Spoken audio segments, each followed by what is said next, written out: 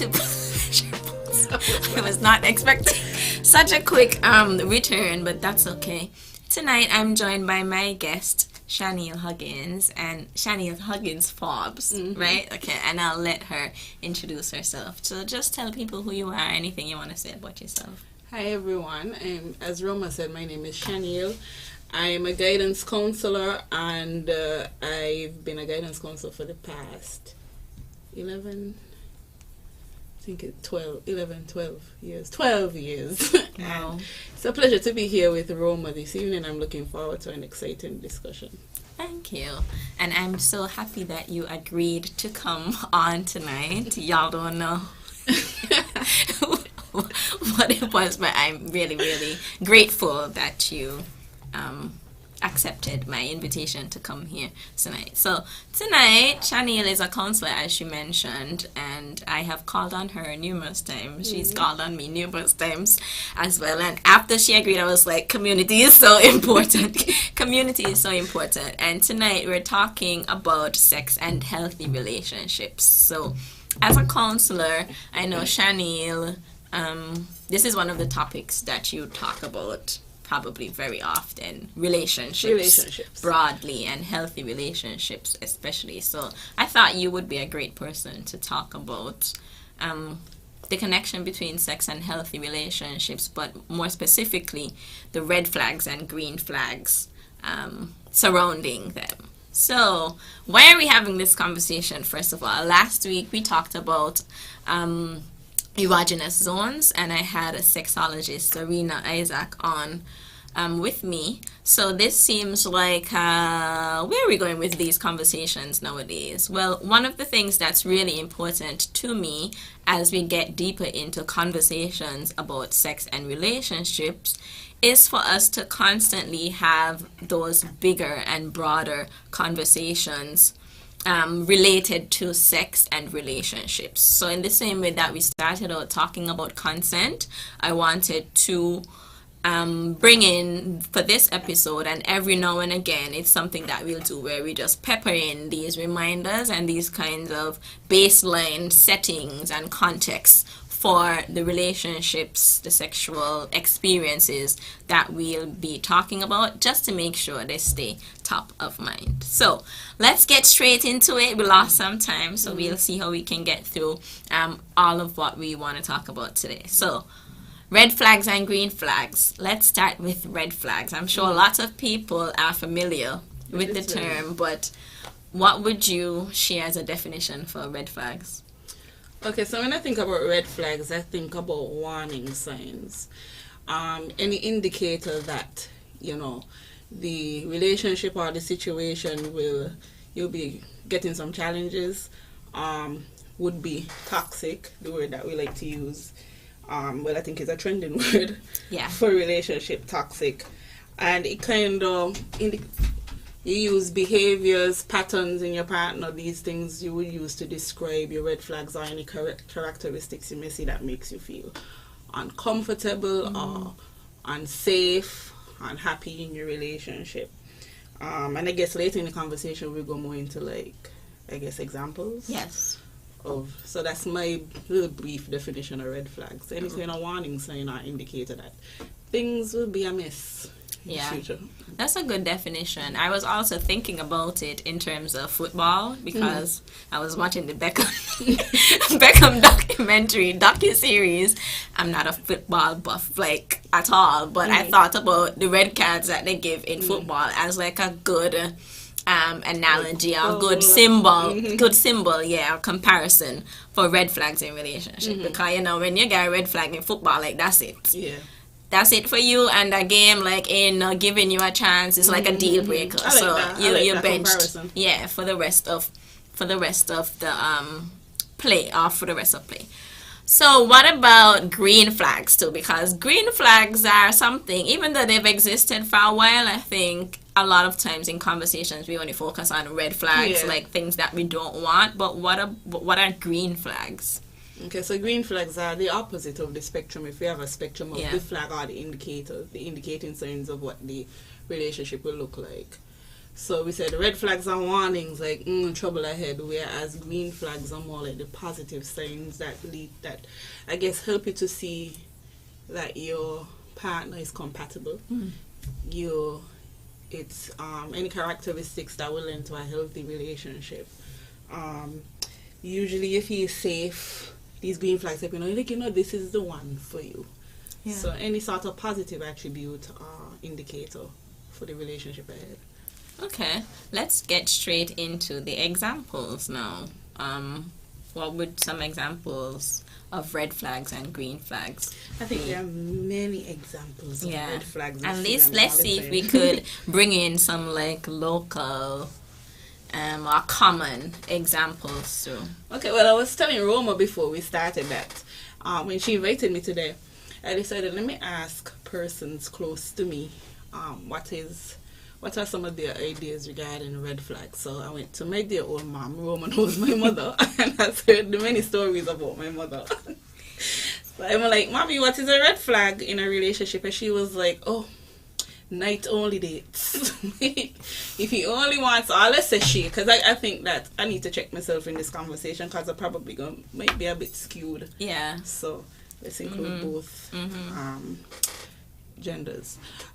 If they only want to take you out during the night, and she made reference to the movies, so it's teasing, saying I don't know what my mother's generation used to at the movies, but that was a big indicator for her. But apart from that little playful example, I think in our context today, I guess when you have things like car restrictions that will lead to like a lack of trust, like you just have this sense that maybe it's not an exclusive relationship because you have some, I would call them unrealistic boundaries, like where I can't contact you other than these specific outside times. of 8 to 2 a.m. Exactly. Is it like a double life? I mean, you work nights, like what is it?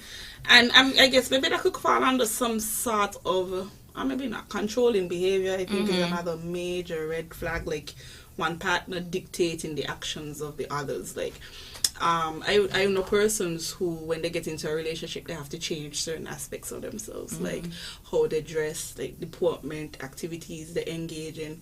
And I mean, it's a spectrum. So yes, your partner may want the best for you and may notice certain self-destructive behaviors, let's call it that broad, or just behaviors or activities you engage in that may not be helpful or productive or something that's gonna propel you, so they have some concern. But I'm not talking about that. I'm talking about things like controlling to the point where they isolate you from friends, and things that make you happy, and they want absolute control over what you do. They have to be told when, where, what, who's gonna be there, and those type of things. So that kind of controlling behavior, major red flag, in my opinion. Another one, lack of communication. I think that I know we're talking about locally, but I think these are universal red flags. If you feel uncomfortable sharing with your partner, especially like your wants and your needs, and they don't make it comfortable for you to assert yourself and communicate, that you remain passive in the relationship because maybe you fear the response or you fear rejection, I guess that is a major red flag. Dishonesty, lies, saying that and all of this comes down to communication. So, because the example I was about to use is like saying that they're one place and they're not.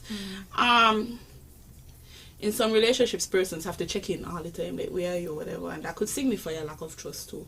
But I'm talking about like blatant lies and almost like what they call gaslighting. Yeah. Making your partner feel almost like their head ain't good because you're distorting reality for them with the constant lies. They know what they're seeing and they're hearing, but you are like laughing it off or making them feel like they're sensationalizing things.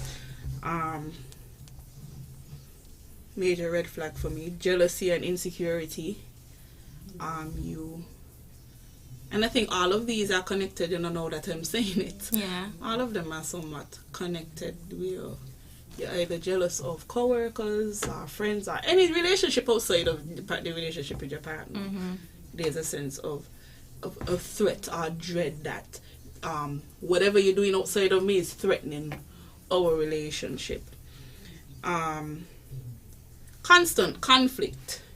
You know, they have some like relationships where they think that arguing is just the norm. Yeah. No, always. Like you just have fighting, to argue. You always have to fight. Like that's the exciting part of the relationship. Or you call it toxic love, and everybody's celebrating this kind of toxicity. Nothing is wrong. Byron Messiah, but no. I mean, conflict is good. Conflict is inevitable. Like you can't dodge conflict. And like in my previous point, if you're not gonna be acknowledging the conflict, then you're kind of passive too. Yeah. Like you don't want to address your boundaries.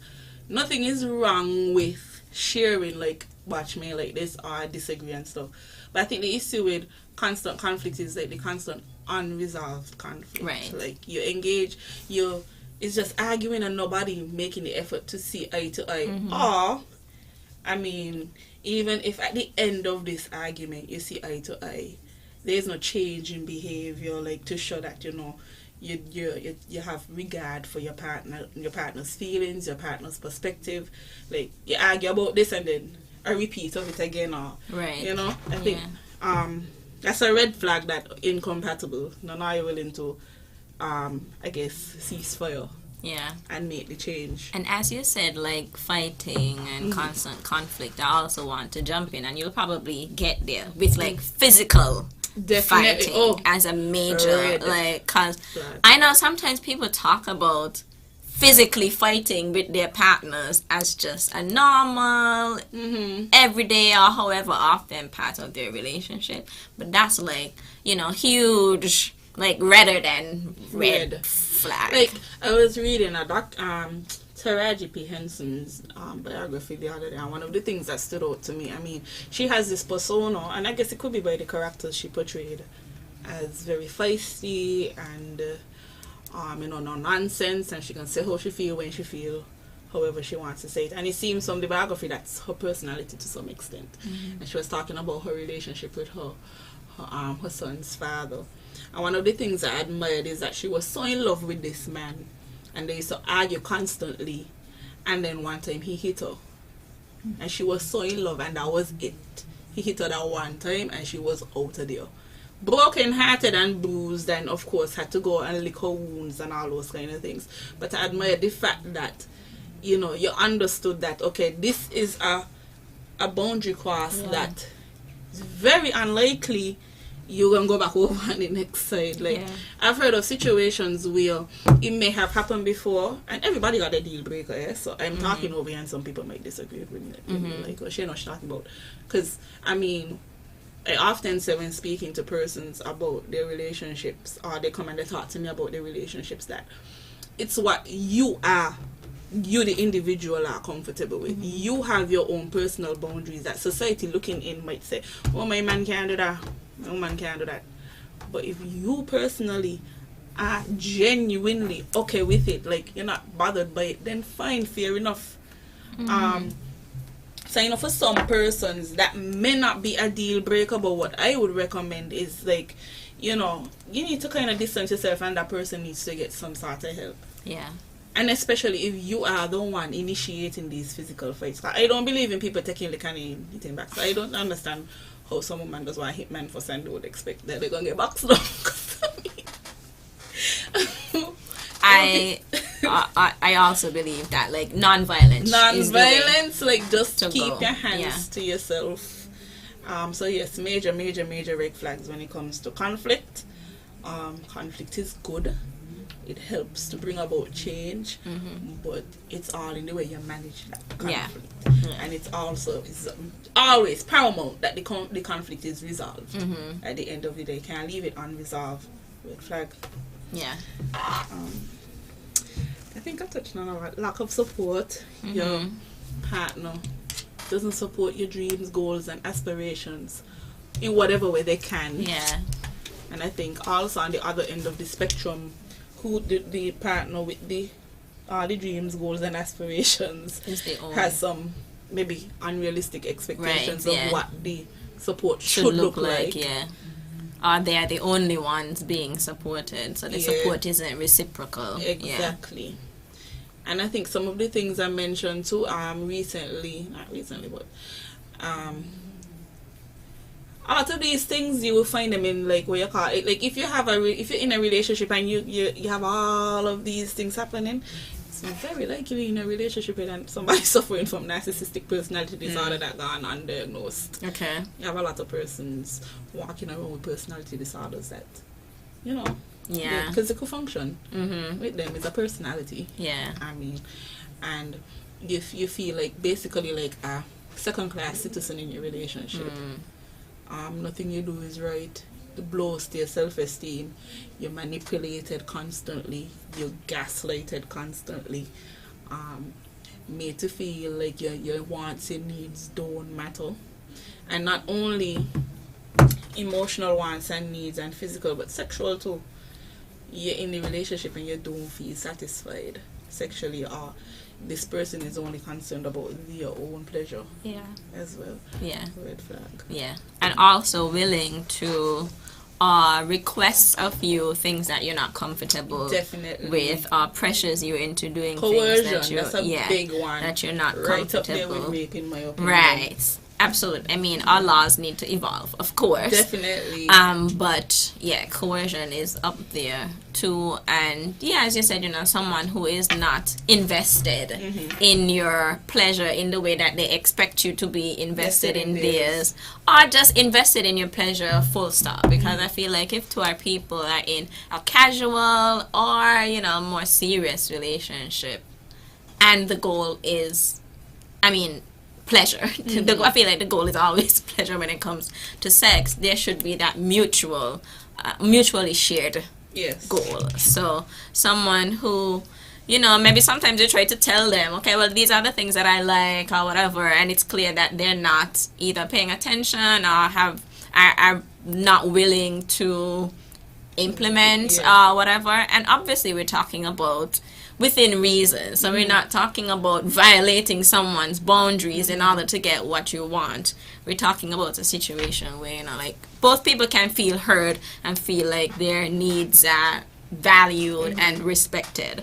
Someone also shared emotional instability and mistaking lust or infatuation for genuine love, which is an interesting one, and I think we can come back to it and talk more specifically about like love bombing as a red flag. But anyways, we'll take a short break and then we'll come right back and continue our conversation.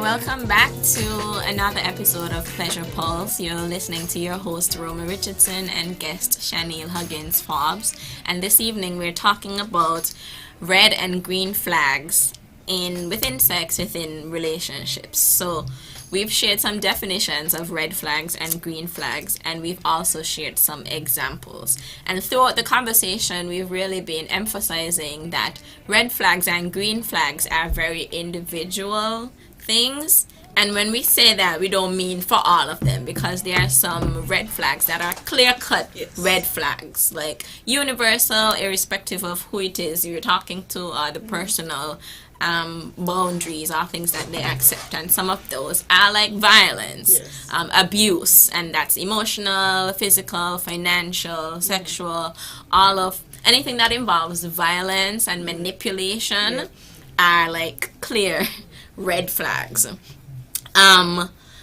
But there are some flags that are, it just depends on who you're talking to, really.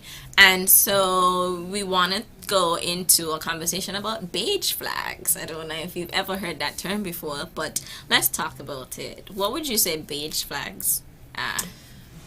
Okay, so I'll be completely honest. Like, Yeah. I just learned about beige flags and I had to consult Google. But, I mean, my understanding of beige flags basically are like little mini red flags that you're willing to work with. Things that may be annoying in a relationship, but that you could come to live with, come to ignore, come to work around. For some persons, they might be deal breakers, depending on the type of person. For others, they may not. I think it's a recent TikTok trend, and from my understanding, it goes along the lines of like sometimes interests and hobbies and like some values that might be slightly annoying, but nothing too serious that you should be concerned about. For me, I think that if persons recognize any quirks in their partner that might be a bit weird to them, kind of understand that nobody perfect, Yeah. I mean, sometimes, well, I don't know if it's lately or not, but I know a lot of single women and single men too, they have these major checklists that persons have to meet every check in the box to qualify as their partner. And at the end of the day, it's a bit unrealistic because nobody is perfect. Like, I mean, I feel including the people setting the checklist. Exactly. Yeah. Like, you have I mean, it's probably a beige flag that you have a checklist. Like that to begin with. And it doesn't mean that you should abandon No, you the have checklist the at standards, all. you have the standards, but you should be flexible. And I think that's a green flag, persons who have clear-cut boundaries but are willing to be flexible to some extent. Yeah. Understanding that you're working with other human beings. You're not working with robots. We don't have AI partners as yet. So, That's it. I mean, anything possible. Queenie in me request. Just kidding. Anything possible. You're working with humans, and humans are flawed. Yes. So I think beige flags probably speak to those little flaws. I think flaws, just things that probably maybe are a bit uncomfortable to digest. Yeah, or like not the way that you would do it. Yeah. At first, and then afterward, it's like, oh, maybe it might come cute and all. Like, right. A lot of times I think that happens. Like the things that you started out so annoyed by, and like we said, we're not talking about things like violence, and we're not talking about things like shouting at your partner, being emotionally abusive or not supportive. We're talking about things like he always leave his socks by the door. Yeah, or you squeeze the toothpaste from the middle. Right. Or they put in milk before they put in cereal. Like type of things. So little things like that are like things that it'd have been nice if they didn't do it, but it's you're not probably over there doing something very annoying to your partner right. So like, I was telling Roma, like, a bit of self-disclosure. My partner is an excessive cleaner. Like, they just clean everything every time. Like, I think my children, they'll be annoyed because they'll be playing with their stuff. And you turn around and they're packed up. Clean up. And then you turn around and he go and pick up all the stuff and put them away. And they got to go back. And they got to go back again. Put them back. I mean, he's like, oh, why the living room like this? Cause they play. No, at first it was something to get used to, like, where you can't sit down. Or, like, not comfortable resting. Yeah. Like a bit of self-disclosure. On camera, innit? Yes, you are on camera. This one. You're on this one. I mean, ain't that serious. But I remember specifically, like, a week after I was married, and it was a Saturday morning. It was time to clean. He put on the music. I look over at 9 o'clock. This man over here, like, all in his feelings. What happened? He was like, oh, 9 o'clock and you still lying down. I'm like, yes. Not because you don't wake up 5 o'clock. Beige flag. When you do up 5 o'clock on a weekend, I want to lie down. And these are things we had to learn. Right, because it's also like, it's a beige flag for both of you. It's a beige flag for both of us because he was annoyed. Like, were you sleeping still? I like, cause weekend, what are you doing up? Yeah. Beige flag. So. Yeah. Okay. Annoying, but you can work around it. Yeah. I think those are great examples, and one of the things that I know I see people seeming to struggle with sometimes is being able to identify and like differentiate among the flags. Yeah. Like, what is a deal breaker and what is not a deal breaker?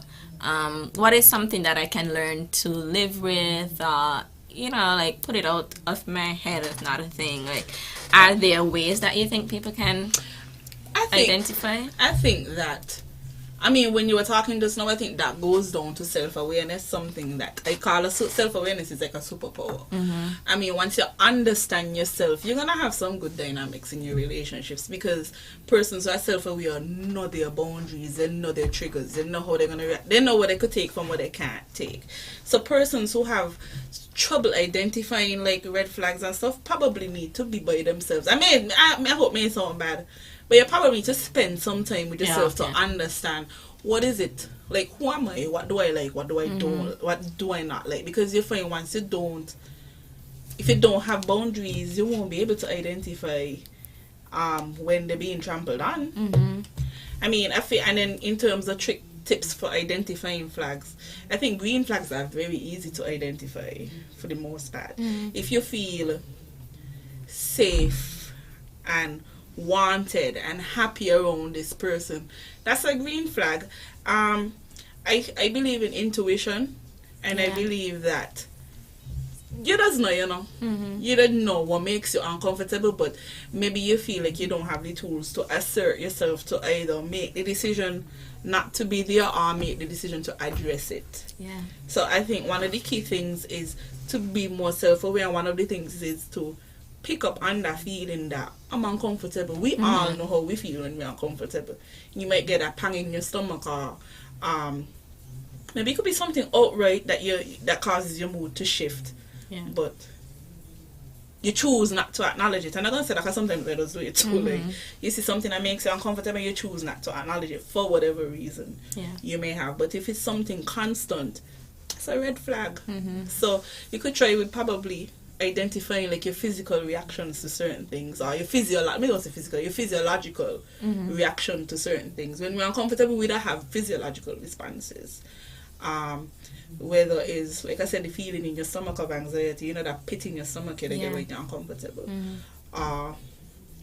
Even like if it's a physiological response due to your emotions, where you just left your partner and you're just in an emotional state, you're down, you're withdrawn, you're depressed because something that happened.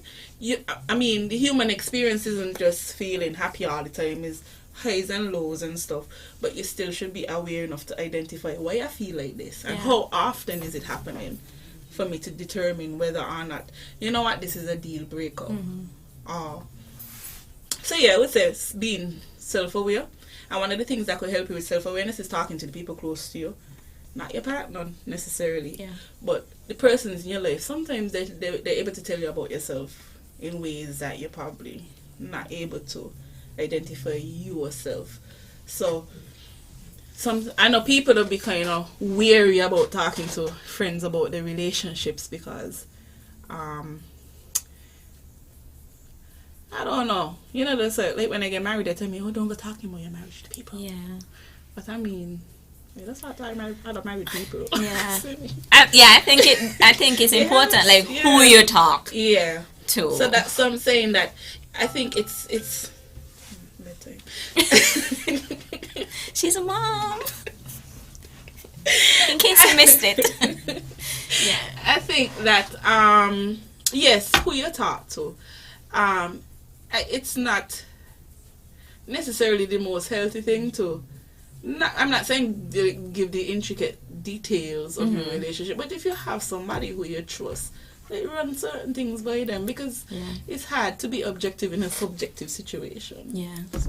I like that you said that, because I mean, there's the perpetual conversation, I think, about like talking about your relationship to other people. There's also like your family isn't supportive of your relationship with a person and things like that. And the other day I was thinking about that specifically, and was like, a lesson I would tell my younger self and younger people too is sometimes your family, like sometimes you don't think that it does bad mind and they just ain't want to see you happy and stuff. But often they know what they're talking about. Like once you have historically had like a good relationship, it's a supportive like family relationship. We're not talking about the cases where, like you and your mother. Unfortunately, sometimes familial relationships are not good and healthy ones. So we're talking about the healthy ones where this person has always looked out for you, had your best interest at heart, and so on and so on. So, and for whatever reason, they're telling you, I don't know if this relationship is for you, or they're pointing out things to you about your partner that you can't see. Like sometimes your family does know like what it is they're saying. Yeah, and they're able, as you said, to see what you can't see because it had to be subjective. Yes. It had to be objective in a subjective situation. So sometimes, like, I mean, you're the one who has to be in the relationship, so you could take everything with a grain of salt and you could triangulate and put different take it with a things grain of salt together. In terms of noted. Yeah. Noted. You're not disregarding what these people are saying, because at the end of the day, sometimes people need to get the benefit of the doubt. So right. Your partner get the benefit of the doubt. Everybody has a past and a history, and everybody has the ability to change. Right. And would I say everybody deserves a second chance? Yeah. I don't know about that. Depending on who you be, if you're willing to get a second chance, fine. Or a chance to. It depends on what the chance is for. Exactly. Like we're talking about individual relationships. So if you are the person who likes to give second chances, but you still have to. Don't disregard maybe the red flags that other people give to you completely. You noted. And you could have a conversation with your partner too and say, hey, this is what I understand. Yeah. Like, this is this. And I'm giving you the benefit of the doubt. However, if I see it, I'm on. Like, that kind of way. So it's very good. Like when your family members are persons who you trust, you trust them and they have your best interest at heart. Go to these people. Yeah. They could help you with an objective lens. Yeah, talk to them. Someone messaged me and said they don't know about green flags being necessarily easy to identify. What do you think about that? Okay, when I was saying that green flags are easy to identify, I mean, I think in our society, we kind of talk about the ideals in relationships. Like, oh, my partner has to respect me. My partner has to support me. We have fun together. If he's compatible, if it's a sexual relationship, the sex is good. These things are green flags. I guess that's why I was saying. Yeah. Maybe it could be ignorance, saying that they're easy to identify. But I would say things that make you feel good and respected and not feeling like something is off, right? Yeah. I think when you put it like that, it makes a lot of sense. But even going back to what we were talking about with conflict, a lot of people don't think any form of conflict is healthy, right? So from the moment we have an issue, it means the relationship is, at its end, or that we're incompatible and so on. They don't take the second and next steps to say, okay, well, is the conflict healthy? Are we dealing with it in healthy ways? For example, and this is not related to conflict, but let's use like carnival as an example. Is it a green flag if your partner is supportive or is fine with you going on the road and walking up with people? Is that a red flag? Like, is it a sign of doormat? Is it a sign of comfort and security and trust in the relationship? It could be either one. Yeah. It depends on the relationship that we're looking at. So it can be either one. I mean, culturally, you just walk up on other people. Yeah. When you go to party. So when the partner come in and they're watching your back, you're walking up on somebody. Should you walk up on somebody in an event where your partner is at? No. Okay. I remember one time I went out and a girl come and noted. I was like, no. And she was shocked, like, it's just a dance. Okay, no. If you're okay with it, you're okay. I mean, I've not done that, but I've definitely gotten like stared down because the partner walked away for a little bit, and it was just like, oh no, this is my friend. I never see him for a while. Just like,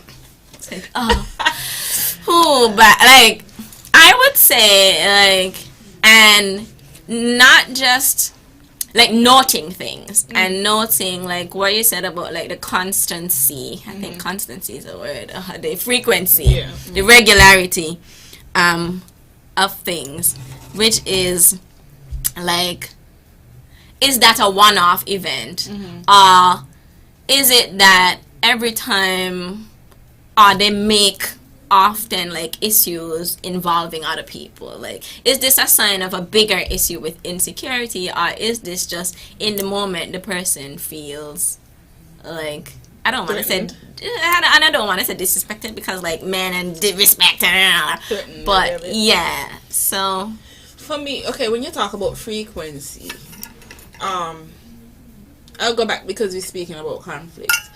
One of the things I mentioned when we spoke about conflict is like addressing it. So if you feel uncomfortable by something that your partner has done, have the conversation. Or the telling part for me now is, and when you say have the conversation, oh man, like that, whatever, you still need to hear your partner out and see. I try to get to the bottom of it, like why you don't like it, or get the intentions and what's not. But I also feel like after this conversation and you understand my comfort level with certain things, or my boundaries, or my hard passes, it's a hard pass for me. Because I genuinely don't like it for whatever reason. To continue the behavior, in my opinion, is a red flag. No, I feel like rather than continuing behavior, maybe in the path of addressing the conflict, then I could really get on to the bottom of it to see if our values differ so much that nobody is willing to compromise, then red flag. Because lack of any party to want to compromise, and sometimes compromising doesn't come immediately. But I mean, a willingness to know that, okay, I want to be in this relationship. This is something that is really threatening my partner's comfort level for whatever reason, maybe insecurity, or for whatever reason. It kind of would demonstrate the value you have for your partner, whether or not you don't choose to continue the behavior and or not. Whatever your decision is, it will be telling, and it will become whichever one of the flags, in my opinion. You're choosing to continue it and fully well knowing how your partner gonna feel is a red flag, particularly if your partner also understands your intentions and whatever, but you continue. Maybe it could be trust issues or whatever. But something is amiss. Some kind of red flag looming in the air. And a red flag would also be if your partner sees you, like, you know, you're jamming up the street, joking with another person, and comes in there and physically takes you out, or starts arguing with you there, also a red flag, because those are conversations that are supposed to happen. Private. Hey, you know, a little tap. If we can talk over here, and then you go off, not a lot of, you know, abusing and them kind of things. So like public humiliation is also a major red flag. Okay, so those were some examples. I'm a chronically online person, so I found some examples online there. One, and I think people talk about this often, is like the post where the person, usually a man, talking about his wife or, you know, partner of however many years, and they're talking about, you know, the ups and downs and all that they put them through, that they stuck with them too. Recently Jonathan Majors was describing Megan Good as his Coretta Scott King, which was MLK's wife. And then, you know, if you know the story, you know that MLK had all kind of MLK rest his soul, but you know, it wasn't. So it's also like like those kinds of things that point to some lack of like consideration, respect, and so on for your partner. And then there was last year this video on TikTok with this guy. Two people were getting married, and she had like really heartfelt vows, and you know, she talked about how long they've been together and knowing him since high school and all that he has done for her. And then he was like, I promise to smack her, but every chance I get. That was the vow. And that was the vow. And then he did a little chuckle, and then the officiant was like, is that all? And he was like, that's how young goes. And he was like, yeah, I didn't write anything. And so now, like, the whole of TikTok was, like, ablaze with, of course, stitches, people talking about it and stuff, because, like, I'm sure there were red flags before that one. I feel like for it to reach your wedding day and to have that kind of public embarrassment is, like... And tell me something in this situation. Was how the bride reacted? Like, she was... I think, like, the whole audience was quiet. And the bride also was quiet, and you could tell she was uncomfortable. But I feel like in her face there was a little bit of used to it. Like, she's accustomed. Okay. So she wasn't outright shocked, like, I didn't expect this to occur. It was just kind of like, did you have to do this today? Okay. Like, that's the vibe I was getting. So, yeah. Also, you know, just wanted to give, like, some TikTok examples and online examples of red flags. So, we're winding down the conversation.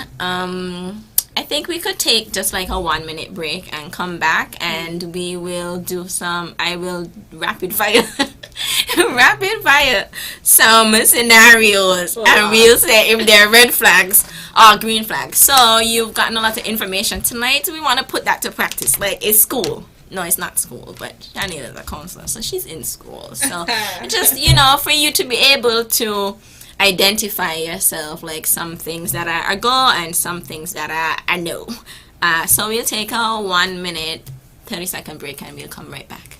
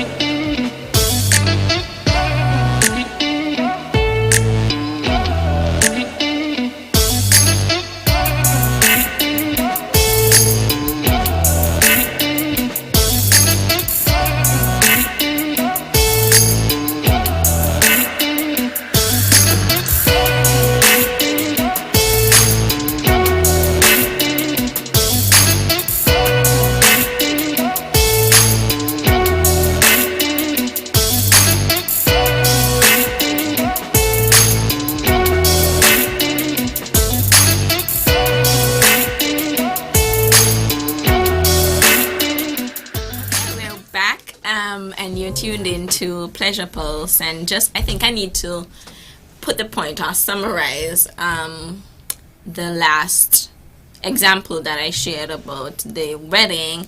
I suppose, like, what I took from that as a red flag was also like people reducing you to just your physical. So if the comments are, or if they only ever comment on your physical, and sometimes it could be good too and still be a red flag, because you are a whole human person, right? And you should be noticed and valued and respected as a whole human person. So if you're reduced to just how you look, that could be a red flag. Because it's inevitable that your physical going to change. Yeah. So, I mean, true. Yeah. So, yeah. It fades in just the same. Yeah. So. And that's the thing about red flags and green flags too, like, and we said this, like, it's about frequency and the constancy of them and so, but it's about, like, am I okay with this forever? Exactly. Am I not okay with this forever? So we'll wrap up our conversation this evening with some scenarios so that we can identify red and green flags, or maybe even beige flags. So, first one, your partner reads your messages or asks you for your social media passwords or accesses your social media when you're not around, or maybe even when you're around. Red flag or green flag? I would say red flag, because some sort of lack of trust would have led to it. And I think trust is listed as, it could be a green flag or a red flag. Like, you have a nice, loving, trusting relationship, or you lack trust in your partner for whatever reason. More often than not, persons lack trust because they were given a reason not to trust. So I would say a red flag that something needs to be addressed. Like, it shouldn't be something that is happening without being checked. And being checked means that, okay, you are violating a boundary. What is the reason behind it, and how do we address this reason behind it so that you no longer feel it necessary to disregard my boundaries? So I would say red flag. Okay. What I think that's a about... popular one.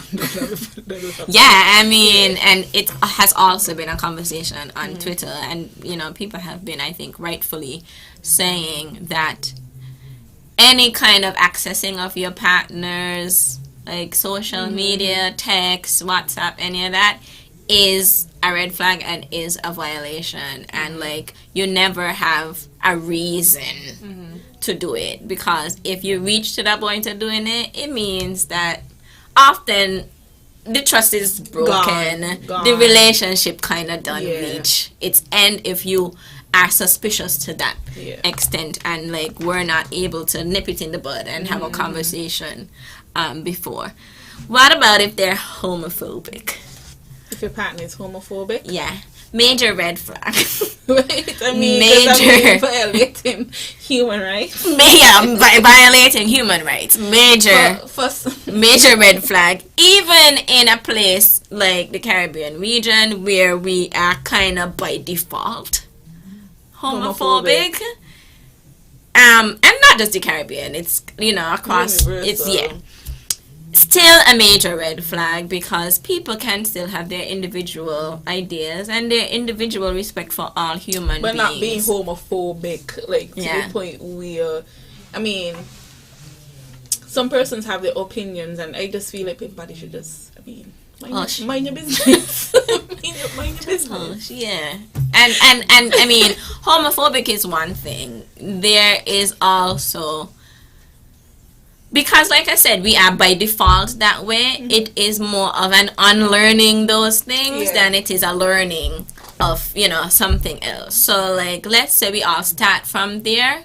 How do we teach ourselves? How do we expose ourselves to the right information and the right people to be able to evolve past that, where we can truly and genuinely see that this is a world where people are and should be able to do whatever it is they want with their love lives, with their partners, especially if everything is consensual. Okay, so red flag. Communicating with exes. I guess it's a spectrum, I guess. I mean, I wouldn't say that's necessarily a red flag. Yeah. I wouldn't necessarily say that's a red flag. I wouldn't say it's a green flag. Or it could be a green flag, like you're amicable, I don't know. Yeah. Beige, I guess. Yeah. Because, like, one example was, like, if all your exes hate you, red flags. and don't want to speak to you, don't want you in their lives, like, probably a red flag. But if it's like constant communication that you have with your ex, also might be a red flag. Spectrum. I guess you will go on the based on the particular case. Right. Okay, the particularities. So just the fact of communicating with the exes is not necessarily a red flag, so we need more details to find out if it is. We talked about this. Only ever calls you between 8 p.m. to 2 a.m. unless that's what you agree together. Always comes back, and this is just me putting in some things. The person always comes back to me. Like, they always know where home is. Red flag or green flag? You understand what I mean? So you mean you're just over here waiting on this person? Yeah. Red flag or green flag? I think red flag for you. Were you over there available for me? Okay, you hear that? Availability. You cannot be just, like, constantly because if the available. person coming back, okay, maybe something was good over here, but they went, so it means that they went somewhere. Exactly. And you but can't, you over here available. you can't be constantly available. So red flag. Finding pleasure in your pleasure. That your partner find pleasure in your partner. Yes. Green flag. Green flag. Okay. Interested in learning how to please you. Green flag. Green flag. What about not using protection? Depends on the parameters of your relationship. I mean, if you want to use protection and your partner does not, I would say that's a red flag.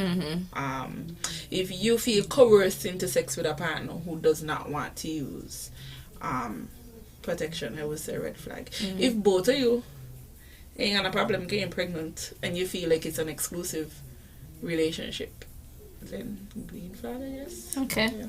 What about people who, like, you have not used protection in the past, maybe once or multiple times, but they ask to start using protection? Is that a red flag or a green flag? Like, they explain why, like, you know what, me want, like, you had a pregnancy scare or something, just random. Yeah. I would say red flag, because you will probably need, like, some sort of communication to explain it. Just like, oh, we're using condoms from now on. Yeah. Of course, you're going to raise flags like, well, what happened? What changed? I mean, somebody might automatically go to, like, well, you got something that I need to know about. Like, you went somewhere, you're awaiting results. So, what about always using protection? Well, my mother was the AIDS co-op. Green flag. That can never be a red flag. What about not knowing their status and not getting tested? I would say, okay, so red flags is hard passes. I think you should encourage your partner to go get tested. So I wouldn't necessarily say, oh, red flag, get rid of them. Get rid of them. Sorry, go ahead.